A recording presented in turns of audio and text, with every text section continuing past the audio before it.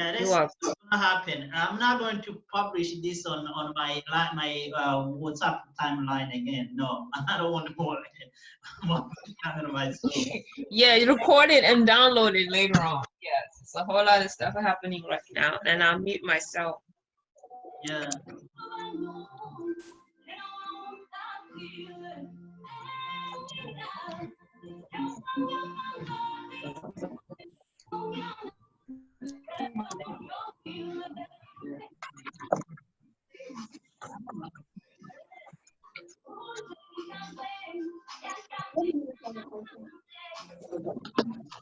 Okay, I'm back, guys. What was that all about earlier, guys? So weird, all this.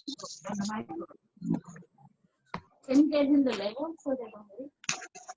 Yeah, that was pretty weird. I've never seen that before. Some random dude just came in acting.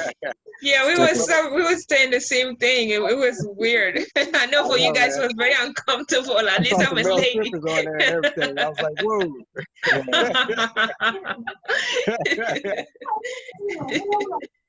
You should have been comfortable too.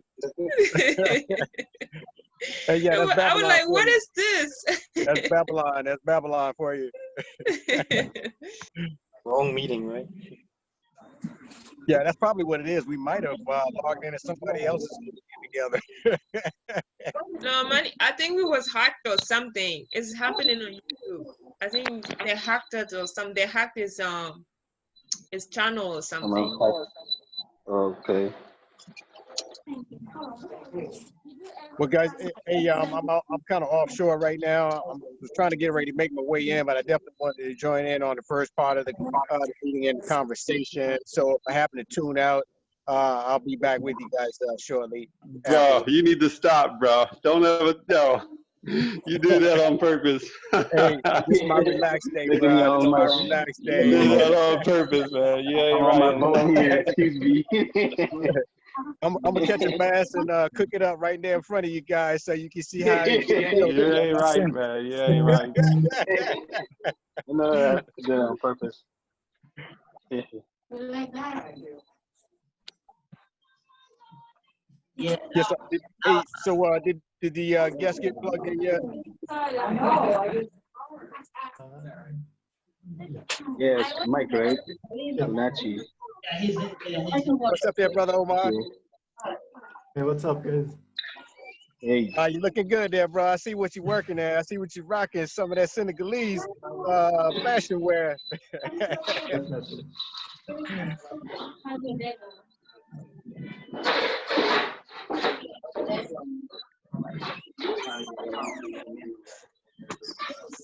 Oh, what part of California? Okay. I never been to San Diego. And I know LA. What's up, brother Dorian? What's up there, brother Raj? How's everything going today? All is well, man. Hey. All is well. Yeah, that's what's up, bro. One love. Yes, man. One love. Amen. I know, right? Let me know if I get too close to shore. Okay, thank you. How's the weather up there in Harrisburg? Oh man, about 85, 86. Oh yeah, it's gotten to be pretty warm today. Yeah, extremely warm. Yeah.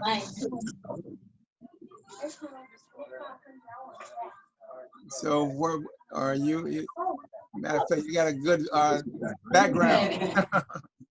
Bro, I'm out here on the boat just chilling That's today. what I'm talking about, man. You're in the water. Yeah, man. Just decided to get up, clean her up today. Just starting to get everything back for the summertime. You know, they open up the parks and all of that, so we decided to come out for a little bit today.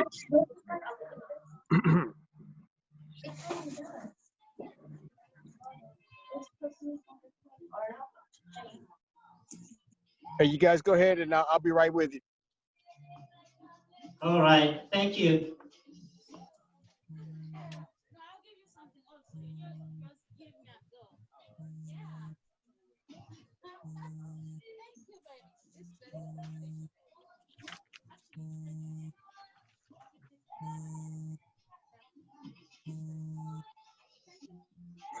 I hope I see you soon.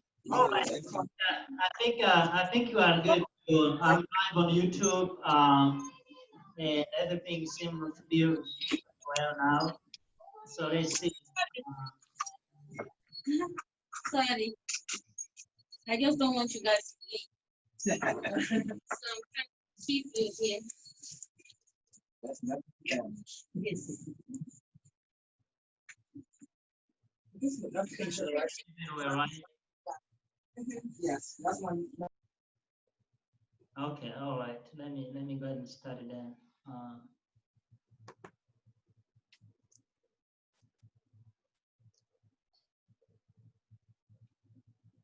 Okay, all right. Ladies and gentlemen, my name is Yohani Paulo Imani, and today I'm going to be hosting this event. Today, as you all know, we have a special guest who is in Kenya, actually. Sorry for all those happened in the middle.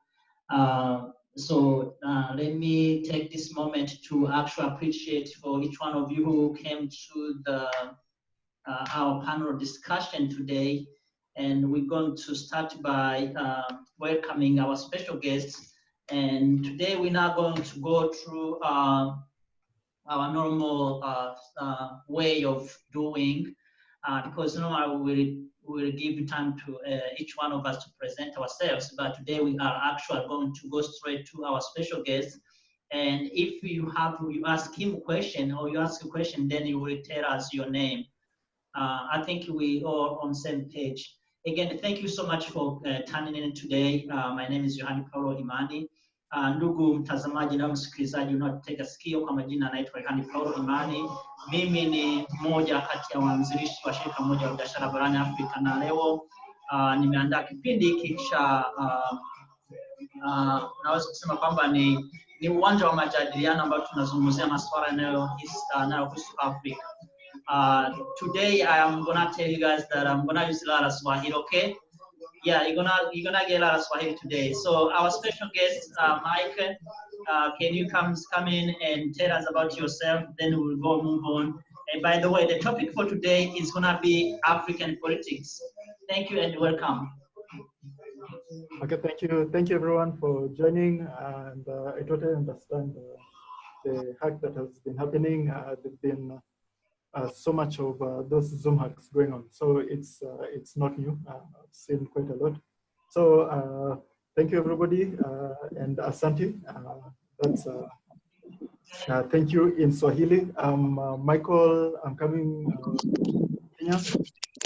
Nice to meet you. I joined you guys and ladies in the previous chat, and it was a very like educative chat. So I'm the executive director of Tunacheki. Like it's one of YouTube's largest Pan-African channel. We cover like exclusively African topics, both the motherland and in the diaspora. That's our own interest.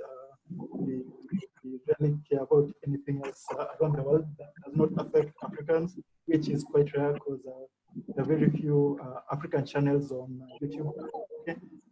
So yeah, with that, that's a little intro about us. Our main goal in our channel is to educate like everybody in the world about Africa from an African perspective. Okay, like we're based in Kenya. All our tips come from the continent itself, and some from the diaspora, including the Caribbean, like from like Europe and in the United States. So it's like a huge community. Okay.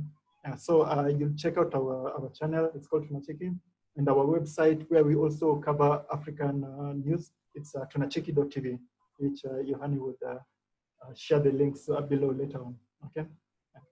So like how I'd like we talk about this topic is we kind of like discuss. If you have like an opinion or a question, like feel free to cut me in and like ask a clarification, a pronunciation, you know, because there's obviously like a bit of different pronunciations, and I actually talk fast. So if there's something I say that's like not clear, like feel free to let me know. Okay. Yeah. So if everybody is ready to start on the topic for today to discuss African politics, give me a thumbs up so we can see if I'm clear enough.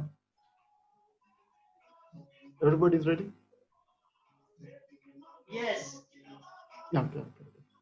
Yeah, ready. Okay. So African politics from somebody who is in Africa who experiences it firsthand, right? First of all, let's start what is politics, right? Politics is a means of governance, right? Like everybody knows that. What is governance? Governance is like the process of setting up policies for social economical benefits of a people, right? So let's put it together like African politics. It's sad to say, but based on my perspective on how I see things, there's no such things as African politics, right? Because politics in all the 54 African countries are so unique, right? So complex, none come even close to be close to each other. I'm from Kenya, our neighboring country is Tanzania, and our politics couldn't be any different, right? It's day and night. The issues, what people are voting for, the interests of the people. So, and that's two neighboring countries that speak the same language, trade almost exclusively together, right? So imagine the rest of the 52 African countries, right? Yeah, from Egypt to South Africa, Nigeria, Djibouti. If you cut across the African continent, every country has a unique set of politics that's so complex, and putting it together is quite difficult, okay? So like I've told you guys, there's no such thing as African politics. So what kind of politics is practiced in Africa, right? Okay, since I'll start with after colonization, right? Africa has been known to practice democracy, like democratic politics, except a few countries like Eswatini, which still is a kingdom, but the rest practice the so-called democracy, right? Which even in the United States, they practice, right? But sadly in Africa, it's more of an imitation of democracy. Like Africa has something called Africracy, right?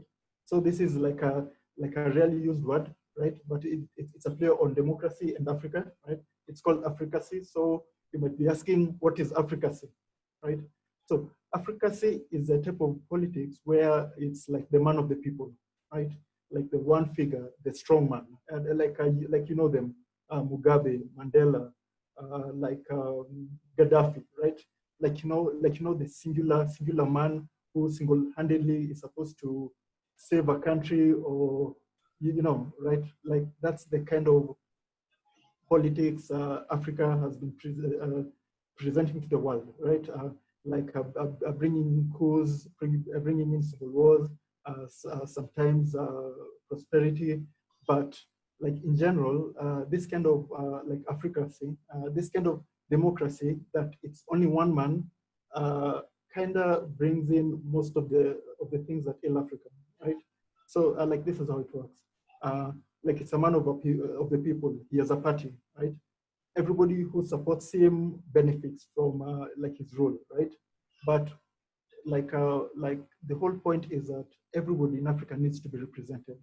So the thing that ails politics in Africa, the man of the people, the ruling party, takes care of his people, takes care of his clan, takes care of his tribe, takes care of his public interest. But where does that leave the rest of the people, right? Even if he got 60%, 70% of the vote, where does it leave the other 30%, the other 40%, right? Governance is not governing the people who voted for you or who benefit you. It's governing everybody, right? Yeah. So that's what we say Africacy is, right? Every African country is currently practicing Africacy, right? Supporting people who support you, being a man of your people, right? governing the whole like your whole country, right? So as you know, this is bad for Africa because it brings in all the things you hear from the news, right? The corruption, the civil wars, right?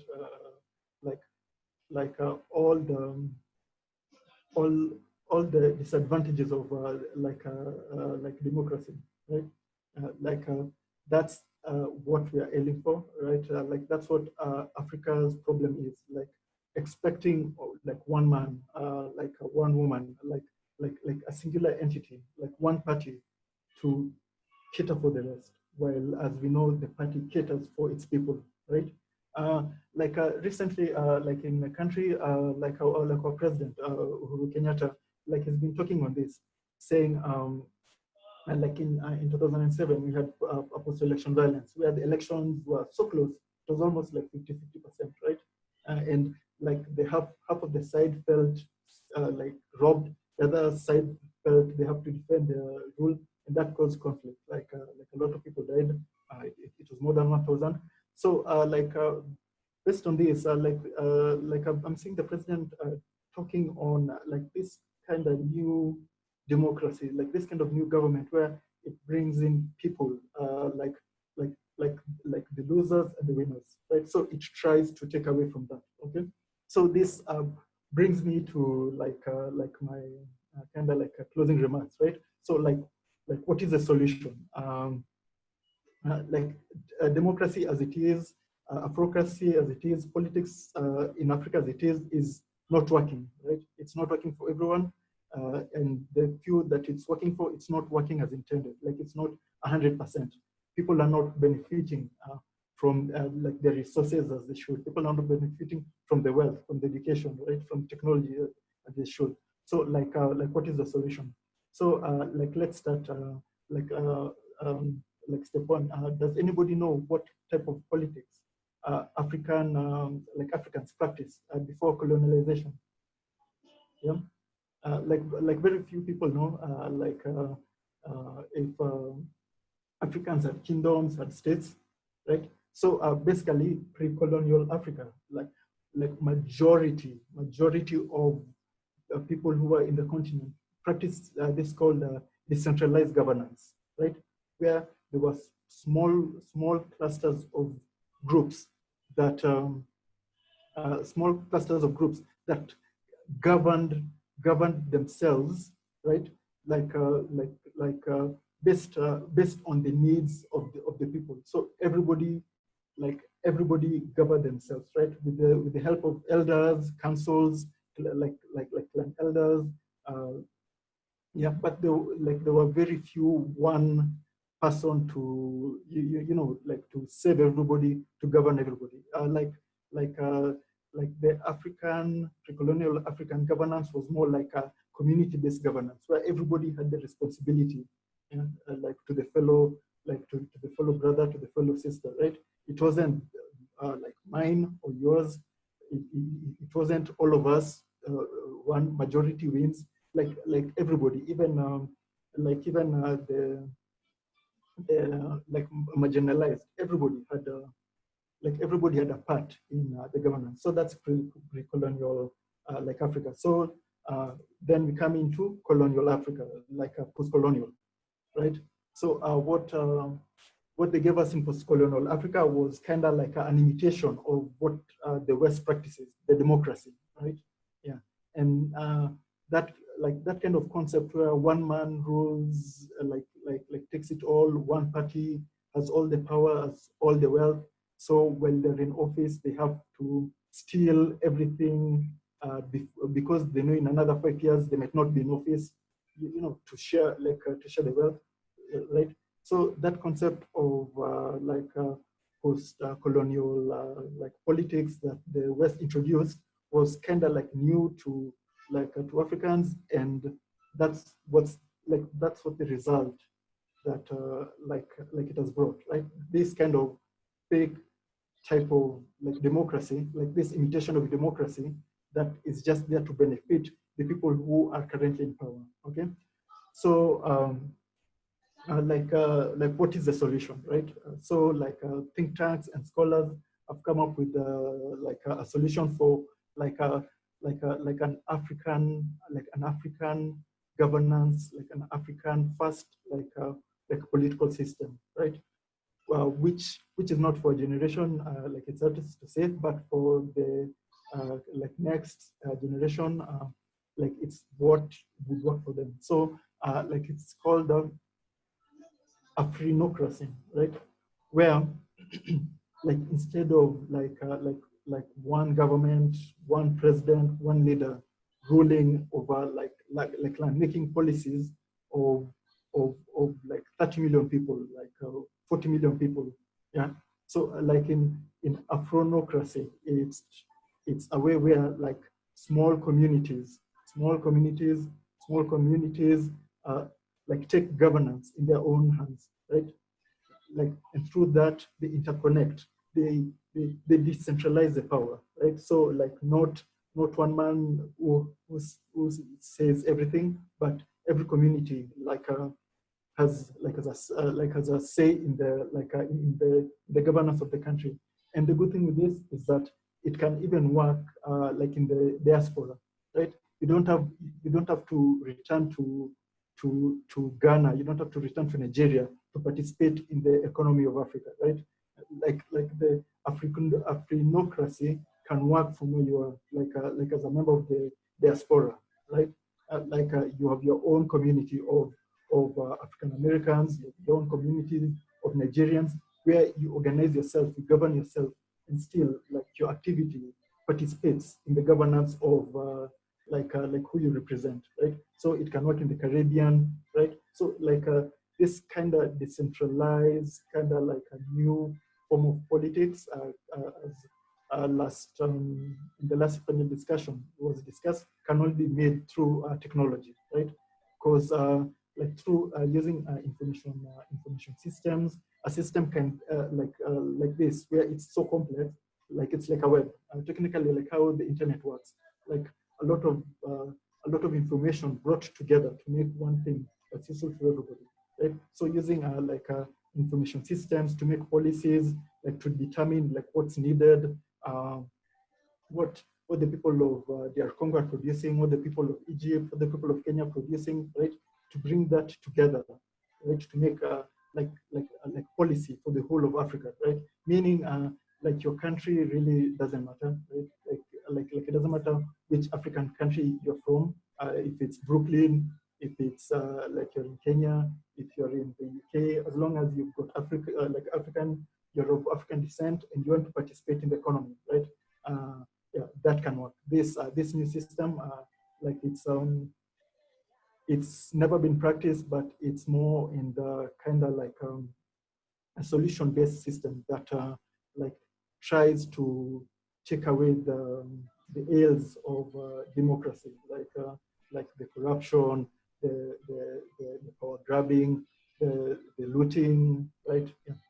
So based on that, those are my solutions, like what I think would work for Africa as an African, but I leave it open to anyone in the panel who has a different idea of how democracy is like is working for Africa or will work for Africa, or the solution or something that can work better than the current status quo. Or if you think like things right now are okay, then maybe they need a bit of improvement, just let us know and we can discuss it. So thank you for tuning in, and I hope it was clear enough. You could hear all my words. All right, yeah, so I got quick questions. The first one is, you there? Are you there? Yeah. My first question is regarding the politics. We have politics, which actually I was trying to dig deep and figure out what is the politics, where the politics came from. And it's actually a Greek word which means the affair of cities, okay, or affairs of states. And do you think in Africa we have states? No. Based on how things were divided, like no Africans during the Berlin Conference, no African had input on how the country was cut. So I don't think it can be a state, right? Because a state is like where the people who live there have a say on how it's shaped. So based on that, I think like Africans didn't have a say when things were being cut up in Europe. So unfortunately, the answer is no. So we don't have states? No. Okay, all right. My second question is about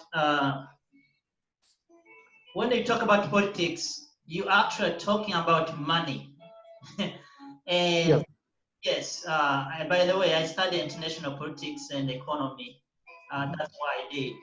And money is the key to the politics. And a lot of money in Africa are not coming from Africa, actually. In other words, a lot of governments or those so-called states, the money they use come from outside. Do you think that the politics they are playing or they are doing in Africa is outside the politics because the money comes from outside? Yeah, so this is how it works. The way based on how westernized democracy works, there are things called public interest, right? Where you cater not to the people, you cater to the people who support you, who give you the money, who give you the sponsorships, who give you the Swiss banks to hide your money, right? So you cater to the people who take care of you, right? So that's why I'm sure most politicians, they get African politicians, they get their funding from outside, right? Yeah, and why politics is so linked with money? Because governance is a process of managing resources, right? Money is just one form of resource. It's the easiest to switch around. So that's why it gravitates towards money. But it's also like raw materials.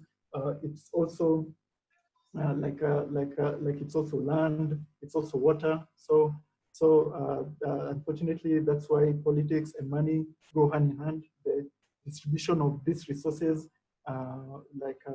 is the business of politics and governance, right? Okay, yeah.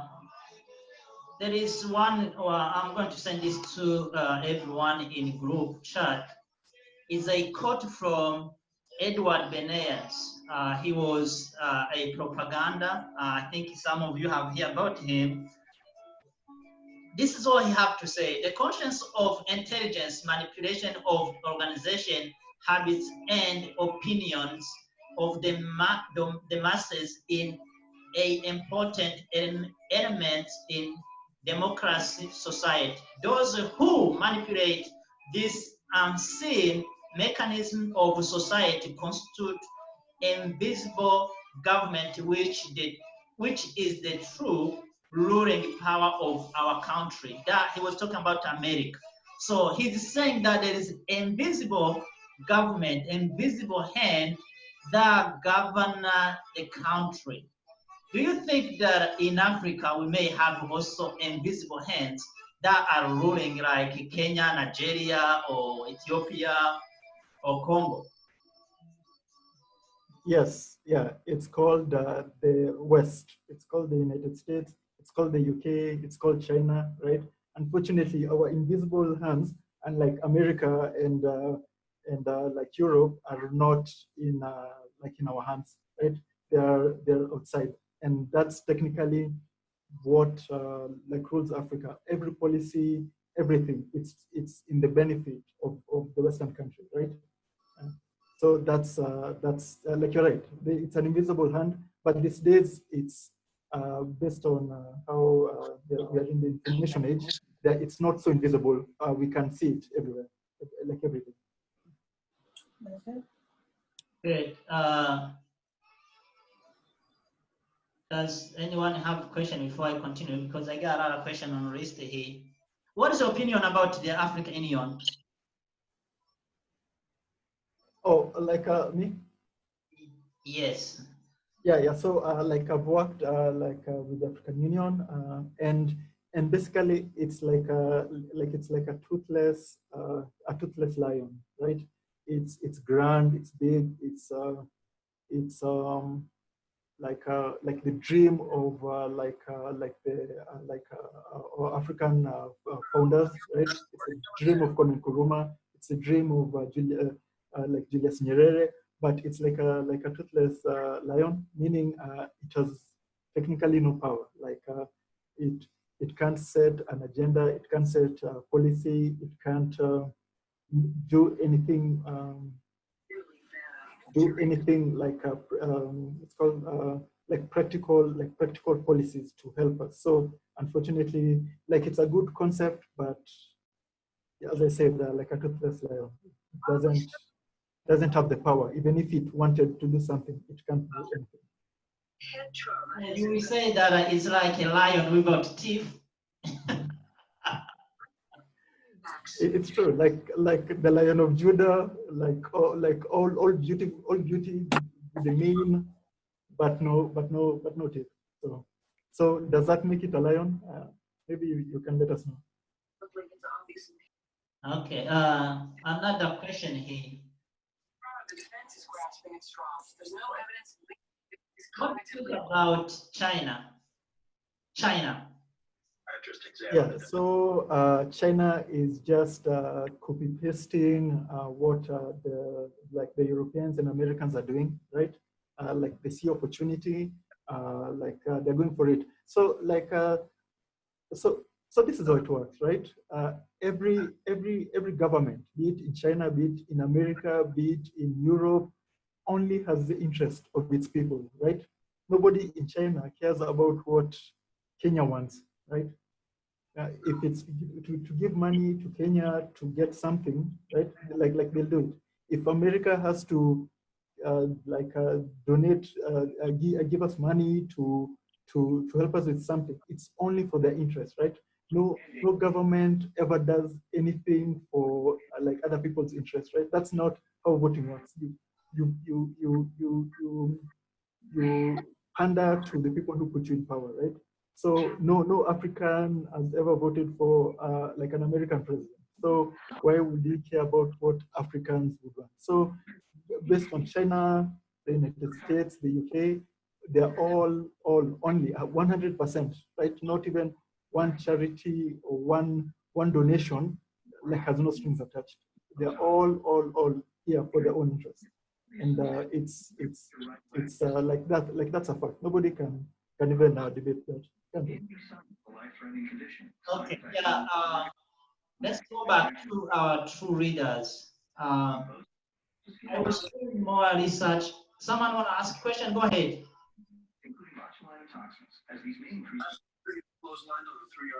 Yeah, greetings, Brother Omar. Yeah, I'm a big fan of yours, and I have been watching your work for quite some time on YouTube. And definitely, brother, you've been broadcasting a lot of the news that's been awakening up people in the Afro diaspora. So my question would be, how do you see the Afro diaspora making a difference now that the year 2019 marked the year of abode for many Africans in the diaspora to begin looking at the mother continent as being an alternative place to live, work, and play? Do you think that would be the solution for many of the dysfunctional governments that are in Africa to help bridge the gap as far as making that Pan-African dream of a united Africa? What are your views on that subject? Thank you for the question. Like the diaspora, right now, they have an advantage that the previous generation, like in the 70s, in the 80s, they didn't have. They have information. They can see how Africa is blossoming. They can see the real thing. They don't see Africa in the eyes of the Western lens, right? Like the starving children, like the wars, right? That's how, like by design, Africa was presented to the diaspora community, right? Like it's not a mistake, right? like not wanting the diaspora to know what's going on in the continent. But these days, like it's out there, right? The diaspora can participate like quite easily, right? They don't even have to step one foot in the continent to participate, like in the policy, like the governance of like the country, right? So like right now, the best way I can say is the year of return is more of not physically like returning here. Like if you can afford it, if you can come to Africa, like I would love every diaspora to come, but it's like the year of return means after 400 years of slavery, like it's participating back, right? Yeah, like it's as simple as getting a DNA test to know like your roots, what part of Africa did you come from? Because the first thing, during the slave trade, the first thing that they did when the Africans like stepped in the like Europe and the West is that they erased your identity, right? Like by design, they split the women and the children and the men, right? So that there's no transfer of culture, right? There's no identity.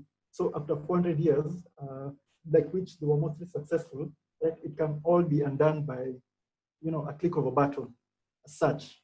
Like you can undo all those centuries of cultural theft just by like learning about Africa, visiting Africa, both physically and like in spirit, digitally, right? And so that's the best advice I can give to any person in the diaspora. Like learn your roots, know where you came from. That's way more valuable and important than actually like physically coming here. Because like with knowledge, it opens the door. Like you can return anytime you want, but as long as you know where you're returning to. Play football since he was in college. He's always been violent and aggressive. And the minute Lincoln Haver's name came up in your investigation, you made him your prime suspect because he's a violent. Is that me or from somewhere again? Your Honor, the people request a recess.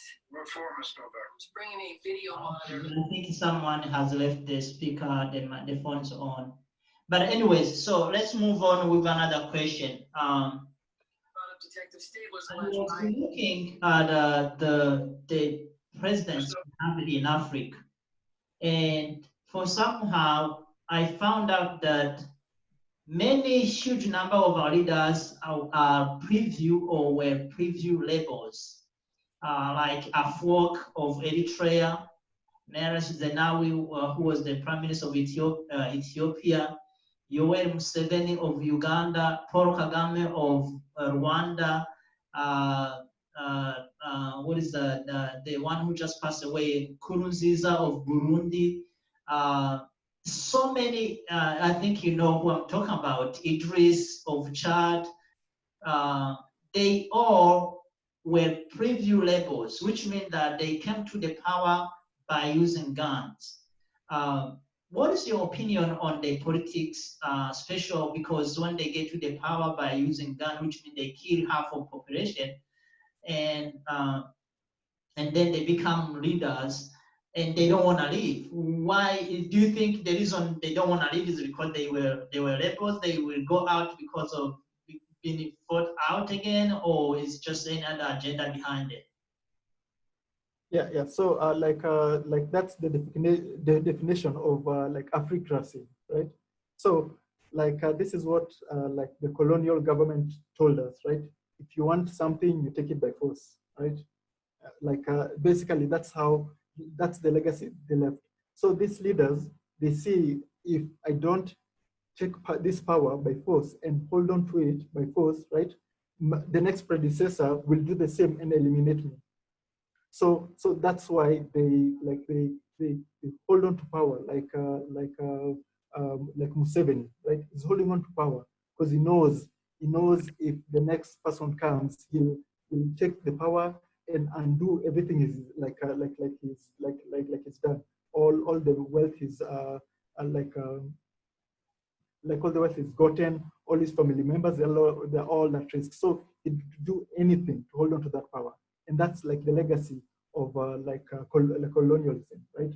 Like that's what, like that's the system that was left. So they just, like it's a continuation of the system that was left, right? So yeah. Basically that's So what was left. that's the democracy of Africans. Okay. Yes. Okay, yeah. So my other question is going to be almost the same one, like that one.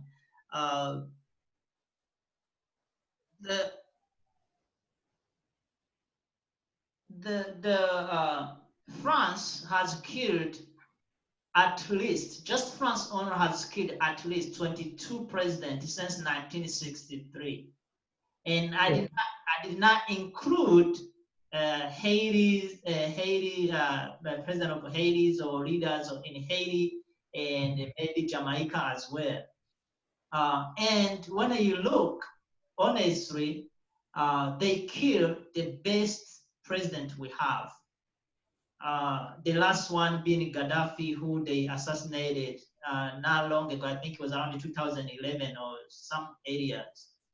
And why do you think no one has ever count them responsible for that? I know it's not only France, because there are some who have been assassinated by like England or Germany or US as well, our African leaders.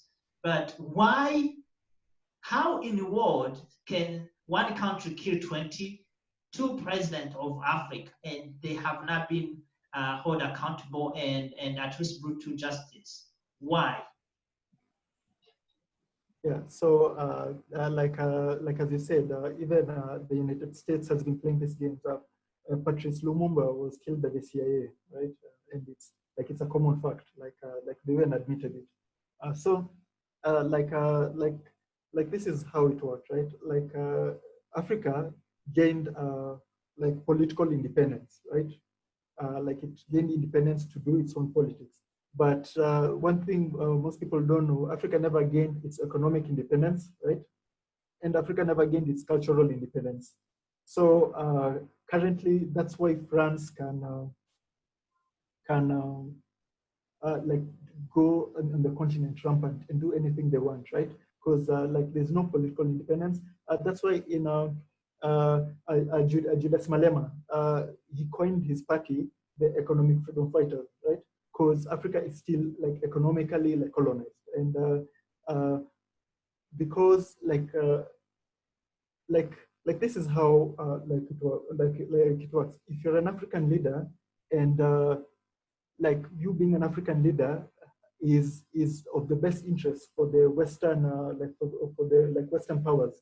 Like it's okay, you can be like a leader, even if like you're a mass murderer, even if like you're corrupt, like that's the last thing they care about, right? Like, but as long as you do not suit their public interest, like to the interest of the country, like they remove you like this, like it's simple as that, and that's the reason Africa doesn't have economic independence and cultural independence. Well, so pretty much they will kill all our good leaders and leave us with Paul Biya and Museveni and yep. Yes. If an African leader threatens the position of any Western country, he's easily replaceable. That's it. And smart African presidents, they usually know this, so they are forced to play the game, right? So like you can see some African leaders like warming up to Western powers. By sometimes it's not because they want to, because they have to, right? They've learned the hard way. Okay, yeah. I'm going towards you personally, but before I go there, do you think that Africa has bad leader compared to countrymen and women? Like if you look our leaders we have, you compare them with our citizens we have. Do you think we will say we have bad leaders compared to our citizens, or our citizens also can be bad leaders as well?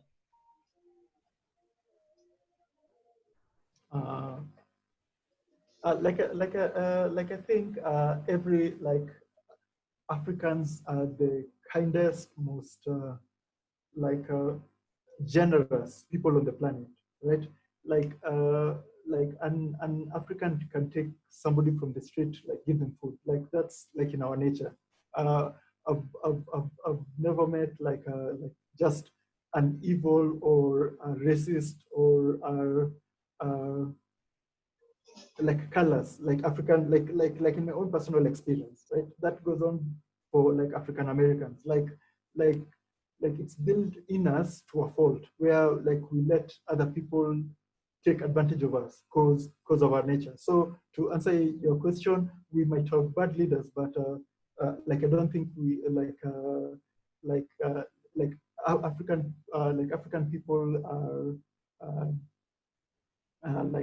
bad, or people are just coping with what they have, right? So I think that's the complicated but short answer. Thank you so much. So very much our leaders and our people are all pretty much the same in general, in the concept of general. So I have a question, Jerome here. So so we're talking about African leaders and which ones are bad and good and stuff. But so which African leaders are considered, what do you consider to be good ones at this point? That I had no idea about. And you mentioned about saying France killed 22 African leaders. I had no idea about those numbers personally. Maybe I've been, uninformed or whatever, or not informed. But yeah, just so who would you say is a good leaders in your opinion? So personally, this is my personal opinion. I would go for Kagame, Magufuli, Nana Addo, right? The reasons I picked this president. So Magufuli, the president of Tanzania, Nana Addo, the president of Ghana, and Paul Kagame, the president of Rwanda. The reason I picked these people is cause the things they're doing in their country, right? Their interests are for the people. They tend to include everyone in their governance. Especially Rwanda is a good example, right? Where the economy is inclusive. There's no you're from the opposition, you're not getting this. There's no you're from the ruling party, you're getting this. Kagame tries to make it more of a community-based governance, right? That's why every Saturday at the end of every last Saturday of the month, every Rwandan goes to the city and clean up. Everybody does it, even the president, right? So that kind of leadership is what is an example of the solution, where everybody takes leadership, right? Not one person who's in charge of ruling, but people together, they do themselves. And also Nana Addo, I choose him because he talks people always accuse him of talking big, but at least he's got the guts to say the reality, right? He always says the situation at hand, right? How the West is exploiting Africa, has always been exploiting Africans, how Africans in the diaspora need to come back and invest back in the continent, right? He's the one who came up with the year of return to Ghana, right? And Magufuli, I choose him because it's his strong stance on an interference, right? He doesn't let any Western country dictate the policy of Tanzania, right? Sanctions and threats of donation, doesn't face him, right? So he's strong and resolute. So that's the rough, I'd pick three for now. But there are way more, many more, but those three, I would consider them the big three for now. Good, thank you. Thank you so much. Anyone has another question?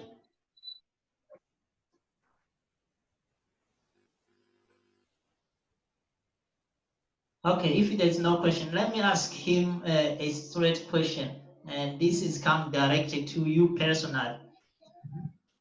What if you will be president in next 2, 3, 4 years? What will you do that Daniel Arap Moya didn't do, Jomo Kenyatta did not do, or Uhuru Kenyatta is not doing, or Paul Kagame that he's not doing? I'm talking about in Rwanda now. Or South African Maposa he's not doing. What is something that you will do that is different Africa will expect from you? Okay, so the thing I'm sure I'll do that no other president that you mentioned will never do is I'll resign on the first day. So the reason is because this is how like leadership works, right? If you know you're not capable of something, right? Most African leaders or like rulers, like they're forced into the position. So they rule even if like they rule so much, they don't have the ability to like let go of power. So for me, I would let go of power, and like based on my based on my philosophy, right? I would let somebody who I know is better than me to take the reins, right? Yeah, because I think that's what ails Africa. Like people think that they're only ones who can change everything, and for me, I go like not one person can change everything, but everybody together. Brother Omar, we want you to go to the AU and tell them you're getting ready to take over, and you're going to unite all of Africa, and everybody going to be living in peace from there. You think you can do something like that for us? No, but I'll back him up. Yeah. I thought I'd just throw that out there and see how you're going to react to that. I have a question for you. How are you? I'm good. I'm good. Yes.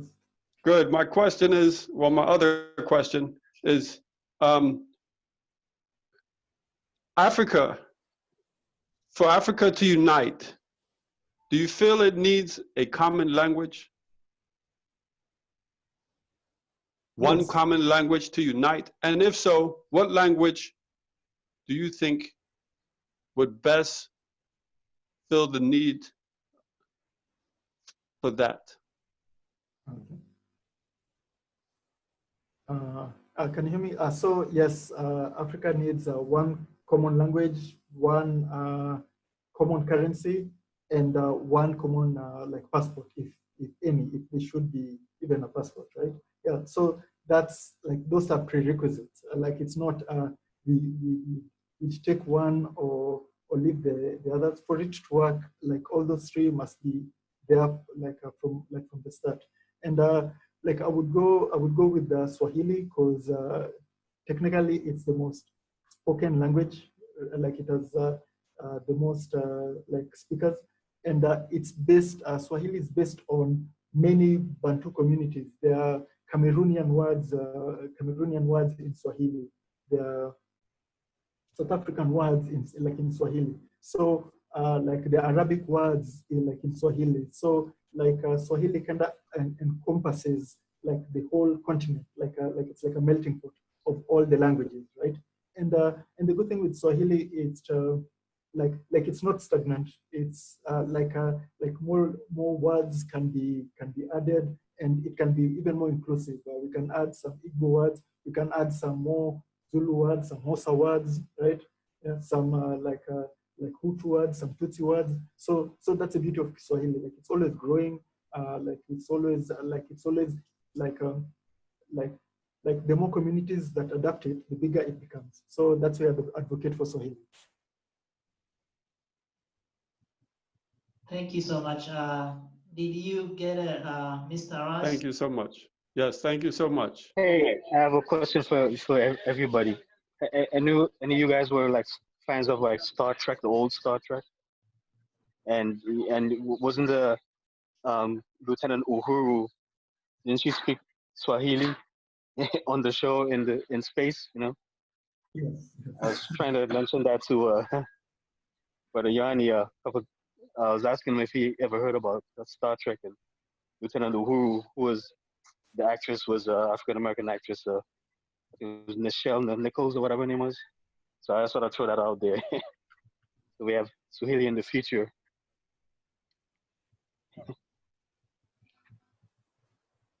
Yeah, let me add a little. That's good. As a matter of fact, there are many African words used in Star Trek. Many African words were used throughout the Star Trek series, the old and the new. And also Star Wars, there's some alien races that were speaking full Swahili. Yeah. Oh, okay. I did not know about Star Wars. Any of us, but that's cool. The word Uhuru, it means freedom, actually. If you didn't know, it means freedom. Uhuru. So freedom. Freedom, okay. Yeah, I saw somebody saying someone has a YouTube, I think, or Facebook or something, is searching Uhuru, which means searching for freedom. Yeah. He's I also follow his channel. He's quite informative. He's from the diaspora. Yeah, I think he lives in Texas somewhere. So he's saying searching Uhuru, which means searching for freedom. Now, for Swahili, let me add a little bit, but I'm planning to have whole day. We'll discuss about Swahili. Swahili is the spoken language, the type spoken by many people in Africa and actually around the world. It is spoken in many countries than any other language possibly in Africa continents. It is not a tribal language, so it does not belong to one ethnic tribe. It is a multinational language, which means that it goes from one country to another. You cannot, in one country, cannot claim that's my language or that's our language. They may say like it's a national language in Kenya or Tanzania, or even in Congo as well, but it is not a language because it is shared by other countries. And it is the easiest language to learn. Very, very easy. A lot of people learn it in 2 months. So if you have difficulties, you may go through 3 months and 4, but it's so easy to learn. Especially if you speak African languages. If you already have any African language, regardless of where in Africa, you have something to start with. And I think that's all I can say about it. But yes, we cannot have a country unless we have a unified language. Romans, they had Latin. US has English. India has Hindi. You know, Russia has Russian language. So you cannot have a unified country or state or empire or kingdom unless you have a language. Language has to be the key for all things. But in addition, language is so important when it comes to trade. It's also important when it comes to create the boundaries. You feel like the reason why we are talking now is because we all speak English. If someone will come in here and speak Bangladeshi or Tamil, who does not speak English or any other thing, we all will run away from this individual, you know. So the language is the key to anything you're trying to put there. It has to take the first step in order to actually move forward. Any other question, please?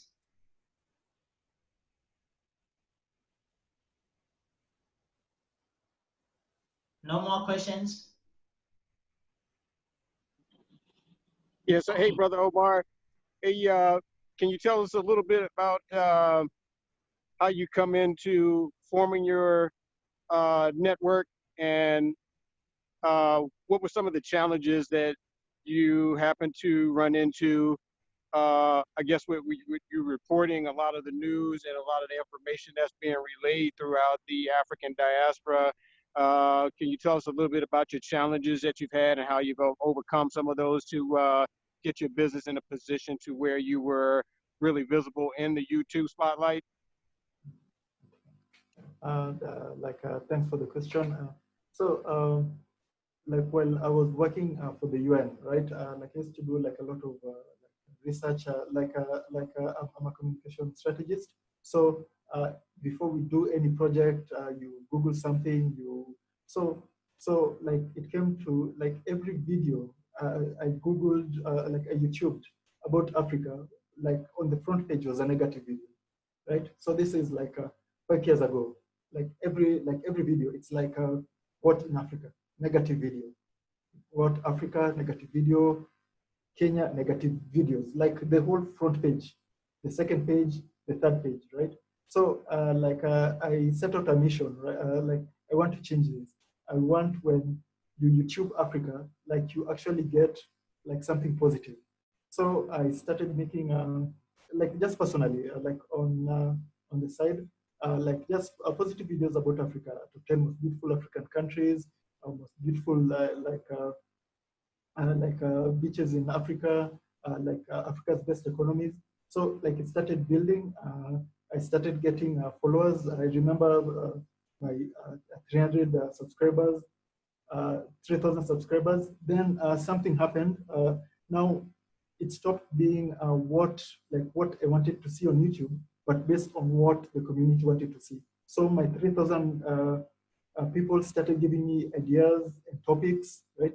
And then from then on, it just cascaded from 3,000, 30,000, more topics covered.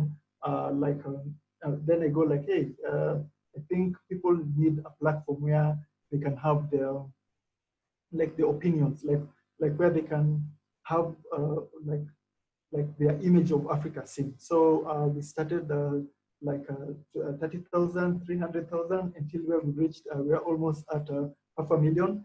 And all our content is user generated, suggested by somebody in Africa. Something happens in the diaspora, we get emails, we get tips, we get tweets, right? Like we cover it. Something happens in Kenya, we cover it. So based on all of it, it created this Pan-African community of people who want positive news on Africa, or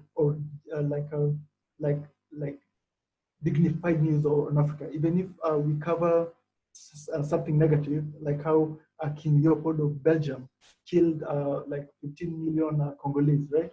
We cover it in a dignified way, like saying, hey, why doesn't everybody know about this monster? Everybody knows about Hitler. Nobody knows about King Leopold II of Belgium.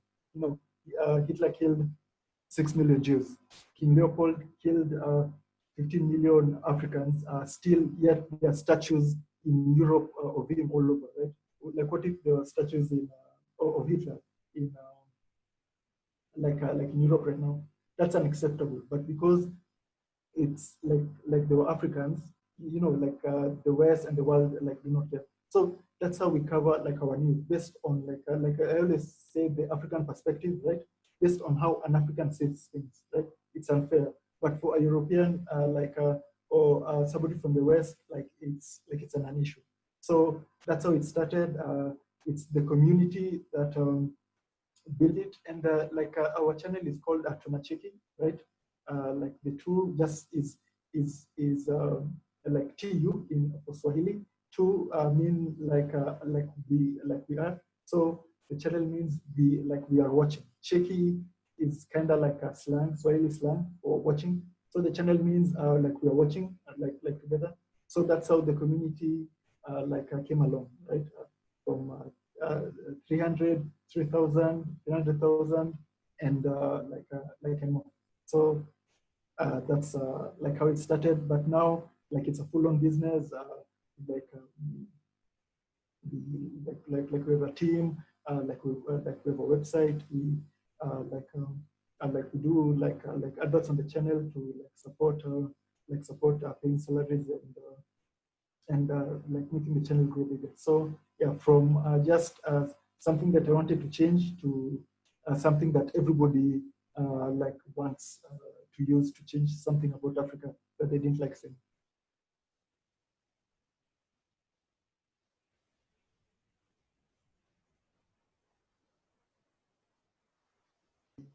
My my microphone was off.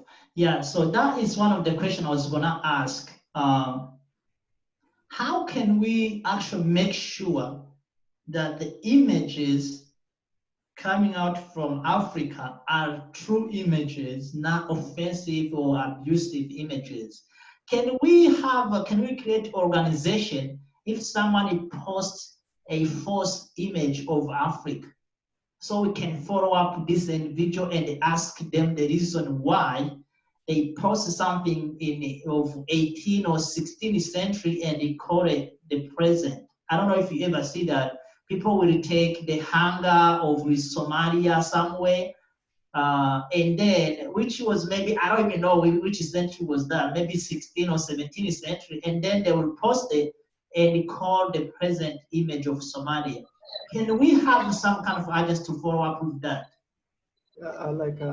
Thank you for that question, because actually, it exists today, right? And it's called Twitter, and it's called Facebook, it's called social media. Let me give you a good example. Forbes, everybody knows Forbes, right? Forbes magazine. They kind of did a story about how Prada, Prada is doing this new 3D modeling fashion show, right? But as an African blog, as an African who follows news, they all know, 2 months before, a Congolese lady did the first 3D fashion show, right? So when people saw that, everybody went to Forbes, Twitter, social media. It was covered in the news. We also covered it, and until Forbes took down the news and they apologized, right? So with the power of social media, every African has the ability to correct the misconceptions about Africa. So, and that's one example where people saw something that was a lie and they corrected it, right? So anything, you see that's questionable, anything, share it. So in my country, Kenya, we have something called KOT. It means Kenyans on Twitter. And it's as vocal as Black Twitter, right? In the US, you guys have Black Twitter, right? So if there's any wrong information or something portrayed, we are always on it. So yeah, Yohani, there's a tool, and it's social. Okay, so that means we have something in place which should be kind of use all of us. How did you call it again in Kenya? You call it? KOT, Kenyans on Twitter. KMT. So is that your app you made it, or Kenyans made it, or what? Yeah. It's Kenyans made it. So if it's something that's amiss, believe me, you get so much barrage of tweets. You'd have to immediately apologize and take back what you just said. Okay, so pretty much you guys, you hear that we have Twitter we didn't know about. I will check on that one as well. And by the way, you guys make sure you subscribe to his channel. On the chat, his channel name. If you guys you look there, I put it. Is Tunacheki, which is actually from the word to check. To is us, so we are checking. That's pretty much how we say it in strange strange Swahili, possibly. Yeah, tunacheki. So we are checking. It's pretty much like we are watching. So I think our time is running. We have already covered almost everything I have on my list, if I'm not mistaken. But how far do you think we are to unite Africa? Unfortunately, I don't think close. It's our fight, but the fruits will be for 2 generations down. So as we our responsibility is to plant the seeds for the next generation. The next generation will actually accomplish it, and the other generation will enjoy it. So that's how I see it. So you don't think you're gonna see Africa united in your lifetime? No. But I'm sure what we are doing here, everyone, each and every one of you are planting the seed. Right? So if like it will happen, it will be because of millions of people like us. I think, me personally, I think I will see that because the speed is kind of accelerating or increasing towards it, especially when you look at awakening of African diaspora in all over the world, in Argentina, Brazil, Jamaica, Haiti, Hawaii, Guinea, Papua, Middle East, US, of course, Europe. I think we may get there faster than it's supposed to be. I hope I see it also.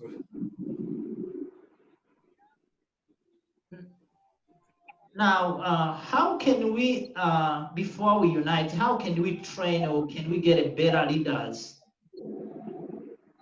Yeah, man. So that's the like a very hard question. But how can you get a better leaders? Is through like changing this perception of like what is leadership and what is what is like democracy and what is like governance, right? Because right now, when people think a president, they think of Donald Trump, rich, powerful, like you get like this idea of one man who can break or make a country, right?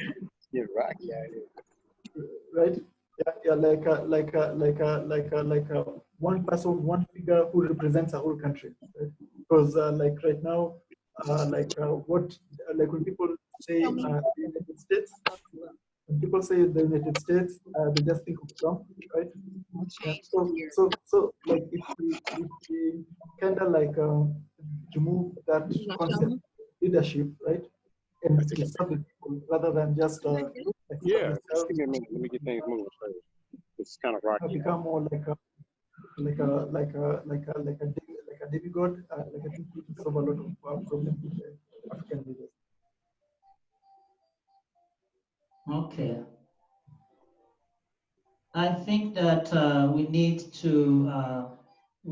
to look on the way because I was watching how Dr. Ahmed Abiy of Ethiopia, how he started off, and he started off very good, in a really good way, but later on things start to get really boiling, and now he's kind of losing control, which I think maybe to get good leaders, we should also look the environment where they are operating.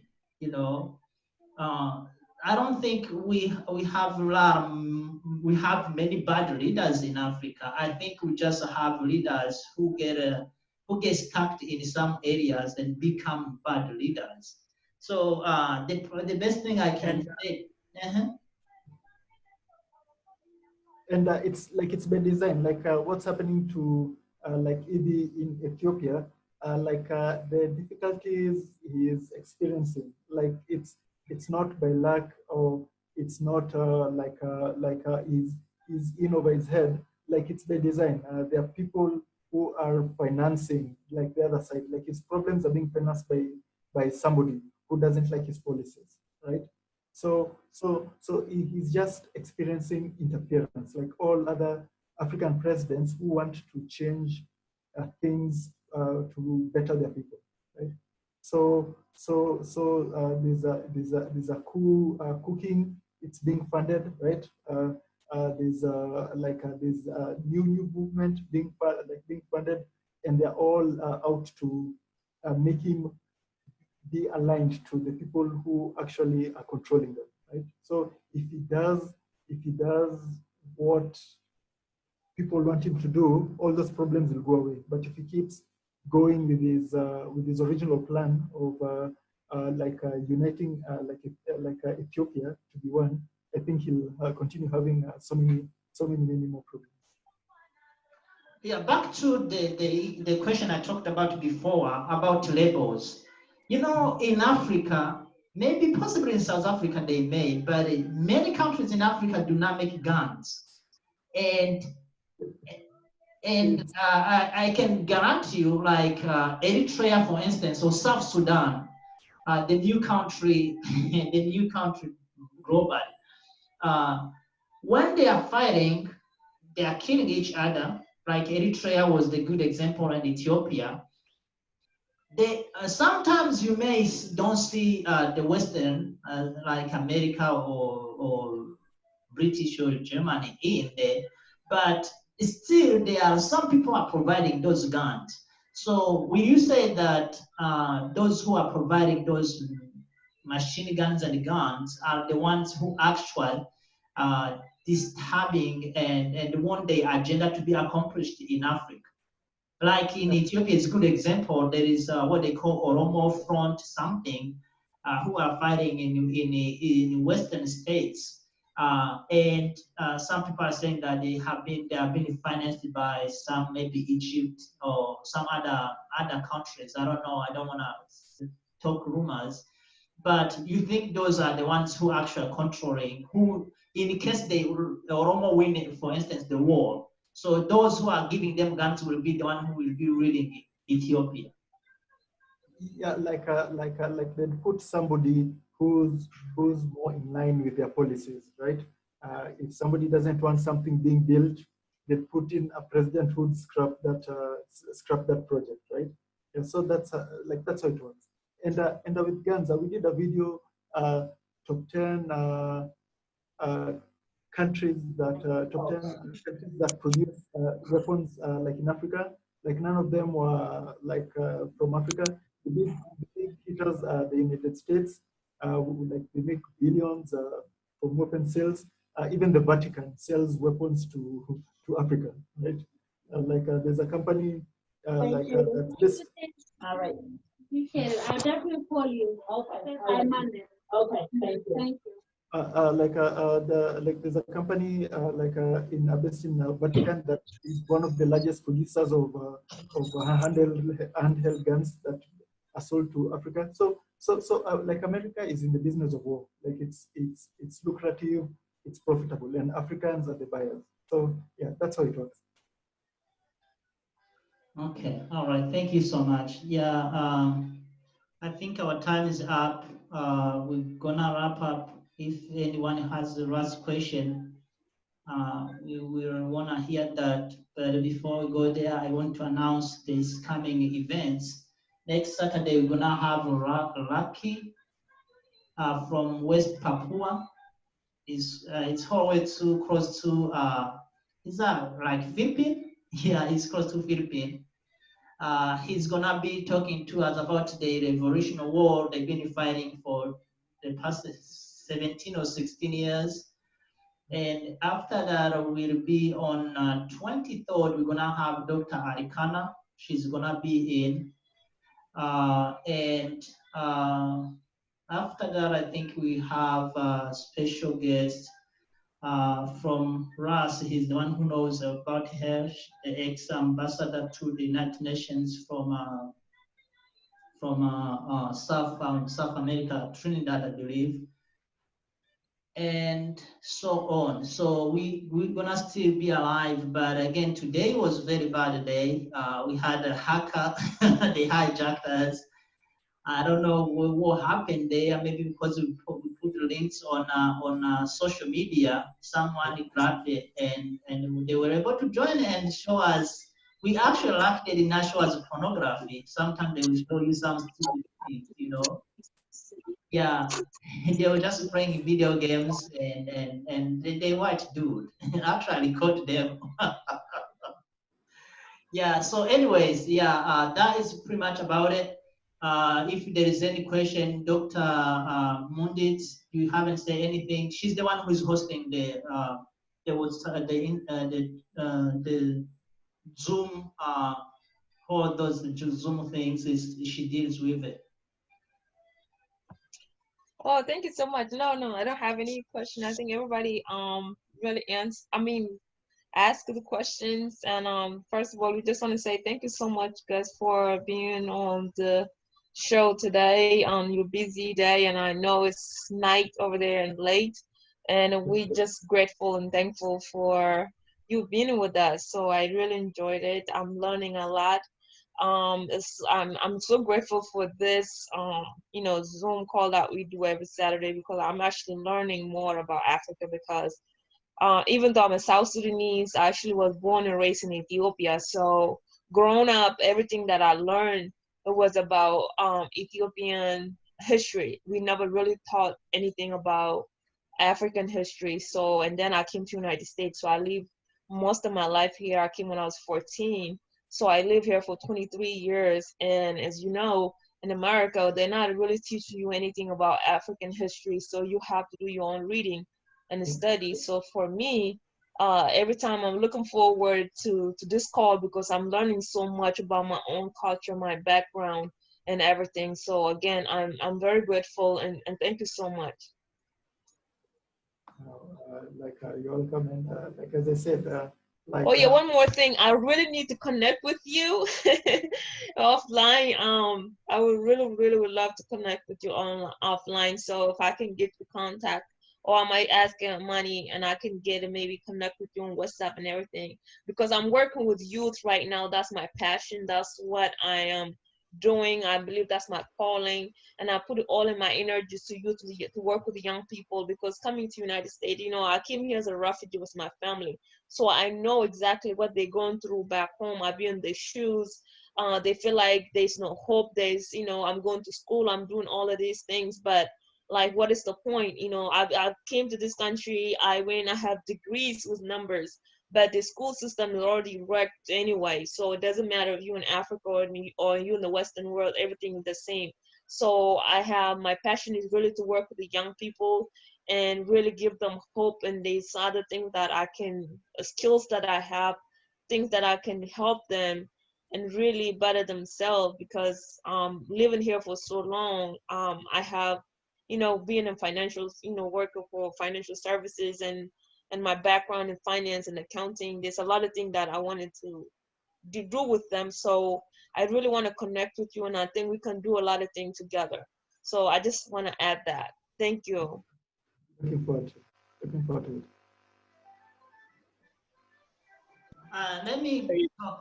I got one other question, if you guys can hear me okay. Hey, Yes. brother, I appreciate you coming on the show and sharing the information. I know you have a lot of experience and a lot of knowledge what's happening out there. And by you being on the African continent, hey, brother, we definitely want you to help us bridge the gap between the bridge between the people in the Afro diaspora and with the brothers and sisters on the continent there. I think that's very important right now. You're probably very familiar with Brother Wudamaya out of Ghana. And Wudamaya, man, that brother's something else. But he's been definitely advertising Africa so that we here in the diaspora can get a different picture. Of course, in America, they always paint Africa and places where the people of dark skin live at a different view, and kind of scare people in the diaspora from visiting Africa. But you guys are doing a magnificent job in doing that, giving a different view of what Africa looked like. So yeah, let's keep in touch, brother. If you have any people in the diaspora, definitely send them our way. Tell them that we're trying to get connected, and let's network like we're supposed to do and make this money stuff happen out here, brother. Peace and love to you, brother. I'll see you next time, man. Hey, look, I got to get ready to log out here because my battery's running low, and I got to make it in the shore right now. It's getting a little choppy out here, so I'll give you love, much love to you, brother. Peace and love, brothers and sisters, and I'll talk to you all of y'all soon. One love. Thank you. Peace and love, man. Yeah, so by the way, we have One love. Thank you. Yeah, we have t-shirts already available for the Africans, Swahili for Africa, and after New Africa Network, there is t-shirts available. So if you guys want them, feel free to join and get some of it, so we can keep this thing moving. And finally, I just want to appreciate for my friend in Kenya for coming and be on our show. In the future, when we need him, we will definitely contact him. But also, he's on our WhatsApp group. I think you keep seeing someone who posts the videos. Yeah, that's him. So we really appreciate for this. The show is gonna be on YouTube as well. It's been live and it's gonna be there. Again, ladies and gentlemen, I do appreciate if there's no more, there's no further questions. Let's end this discussion today. I hope you catch something. If you didn't, next week you will catch some. I wish you a wonderful weekend. I will see you next Saturday. Last thing, maybe we didn't talk about coming, Mr. Mike. Yep. Yeah. In conclusion, or just say hi, bye. Oh, okay. Thank you guys for having me, and I'm looking forward to participate in this forum many more Saturdays. Like very educative, and it's always good sharing information and also learning new things. Thank you. You're welcome. You're welcome. Thank you so much. I wish you a wonderful night. I think it's in the morning already Very late.